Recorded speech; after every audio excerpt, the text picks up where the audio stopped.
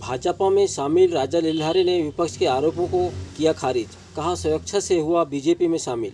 आपको बता दें कि हाल ही में अपने समर्थकों के साथ भाजपा में शामिल हुए जिला पंचायत उपाध्यक्ष राजा लिल्हारे ने विपक्ष के द्वारा लगाए जा रहे आरोपों पर सफाई दी है। आइए जानते हैं उन्होंने पत्रकारों से बातचीत में क्या कहा है। ईडी और सीबीआई के छापे पड़ रहे हैं, क्या उनकी डर की वजह से आपने बीजेपी ज्वाइन किया या कुछ और कारण है? ऐसा कोई भी विषय नहीं है।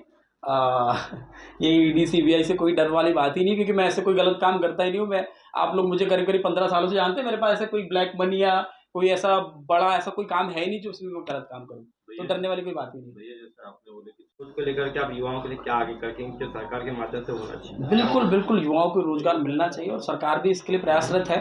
मैं तो परसों ही ज्वाइन हुआ हूँ, लेकिन मैं भी शुरू से, आप मुझे देख रहे हैं भैया कि मैं शुरू से ही जिले के विकास के मुद्दों पर बोलता आया हूँ। मैंने हमेशा ओवरब्रिज की बात रखी है और आज जब ओवरब्रिज बन रहा है तो उससे जनता भी खुश है, मैं भी खुश हूँ।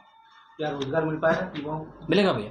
कैसे मिल पाएगा भैया? बहुत बड़ी पार्टी है, सारा काम 15 साल पहले रोजगार के मुद्दे को लेकर के सरकार आई थी। बिल्कुल। बालाघाट जिले में रोजगार अभी भी बंद है और 3 बार इन्वेस्टमेंट हो चुका है, लेकिन उसके बावजूद कोई तो जब तक कैसे विश्वास करें कि भाई चलो भाई राजा भैया हमारे अच्छे नेता हैं, हमारी बात रखेंगे, तो किस तरह से आप उसको रख पाओगे? भैया मैंने बार बार बोला कि मैं परसों ही आया हूँ, तो मैं सब चीज़ों पे चर्चा करूँगा और मैं तो बोलता हूँ भैया, अगर जहाँ मुझे गलत लगेगा तो मैं बोलूँगा।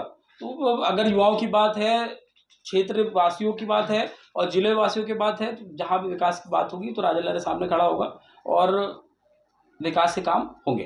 क्या 24 उद्योग बालाघाट जिले में बंद पड़े, क्या उसको खुलवाने के लिए कोई प्रयास किए जाएंगे? बिल्कुल प्रयास होगा भैया। एक समय था कि आप कमलनाथ जी की गाथा गाते नहीं थकते थे, जब आपको अध्यक्ष या उपाध्यक्ष बनने की जब तैयारी चल रही थी उस समय आप कमलनाथ जी की गाथा गाते थे। अब क्या ऐसा लॉलीपॉप मिला हुआ है जिसकी वजह से आप प्रहलाद जी की गाथा गा रहे हैं? लॉलीपॉप कुछ भी नहीं है भैया, मैंने कमलनाथ जी की ऐसा कोई गाथा गाया नहीं। आप कहते थे कि कमलनाथ जी मेरी सुनते हैं, मैं कमलनाथ जी के आसपास दिखता हूँ, बात करता हूँ। नहीं भैया, मैं एक ही बार मेरी मुलाकात हुई थी कमलनाथ जी से। दूसरी बार मैंने पहले शुरू में बताया, अब थोड़ा लेट आया, मैंने शुरू में बताया कि मेरे व्यक्तिगत संबंध हीना गावर जी से थे और वो हैं और उन्हीं की वजह से मैंने समर्थन वहाँ किया था।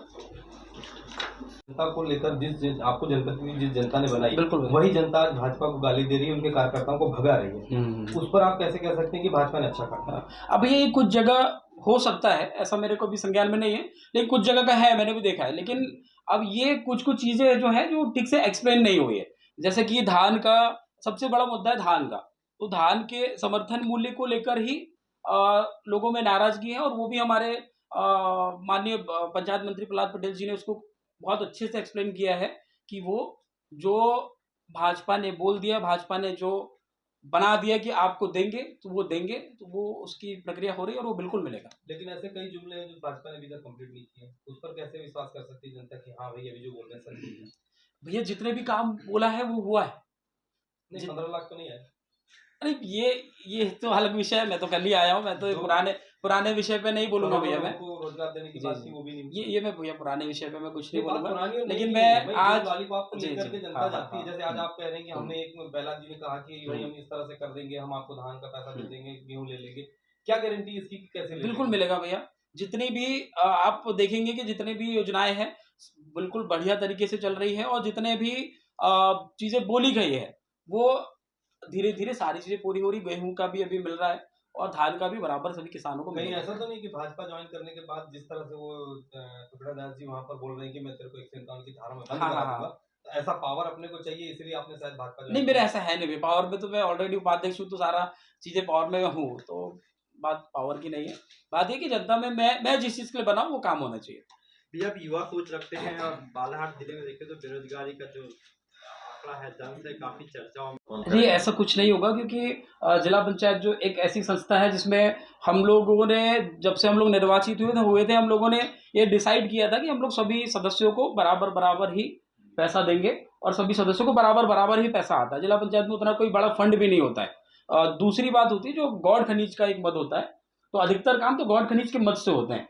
जैसे कि कलेक्टर साहब के माध्यम से मेरे बहुत पहले से उनसे बहुत अच्छे संबंध रहे हैं, तो कलेक्टर साहब के माध्यम से ही मेरे क्षेत्र में बहुत सारे करोड़ों रुपए के काम चल रहे हैं और वो काम इसलिए भी कलेक्टर साहब ने मुझे दिए थे क्योंकि वो काम सारे मान्य थे, मतलब जैसे स्कूल के काम हो गए, या जहाँ स्कूल में बाउंड्री वॉल नहीं है, कहीं बहुत आवश्यकता है किसी सामुदायिक भवन की, तो ऐसे काम कलेक्टर साहब के माध्यम से DMF योजना के तहत चल रहे हैं। सूत्रों से जानकारी तो ये भी लग रही है कि अब कहीं ना कहीं अविश्वास प्रस्ताव लाया जाएगा जिला पंचायत में। किन शर्तों के तहत आपने भाजपा ज्वाइन किया है? देखिए, शर्त सिर्फ ये थी कि मेरे क्षेत्र में विकास होना चाहिए, मुझे अपने क्षेत्र में बेहतर जिस चीज़ के लिए मैं बना हूँ वो काम होना चाहिए। रही बात अविश्वास किया और ऐसा कुछ की, तो ये कोई मैटर नहीं।